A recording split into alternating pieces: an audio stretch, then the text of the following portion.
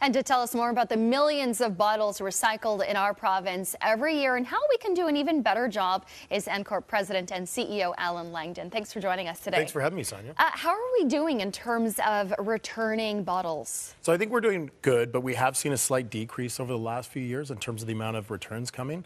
And so we're looking at doing a number of things to try and get those numbers back. And I think of primary importance is plastic bottles. We want to see more and more plastic bottles recycled each year. So it dropped from, I think it was about an 80% average to 76%. So I guess a fairly big drop in terms of like when you look at individual numbers of bottles.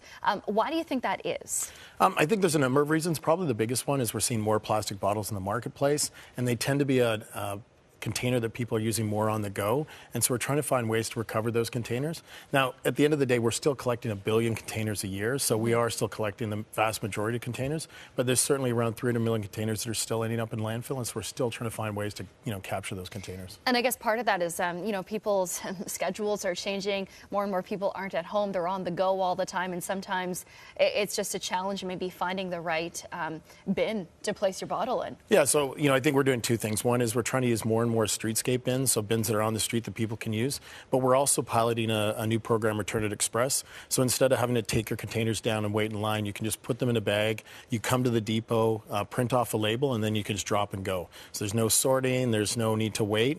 And we think that kind of added convenience is really the secret to get more people to bring back their containers. All right. So do you still get the money back for your return that way? Yeah, great question. So what happens is you have an online account, and then the money is transferred to that account in 2 to 4 days.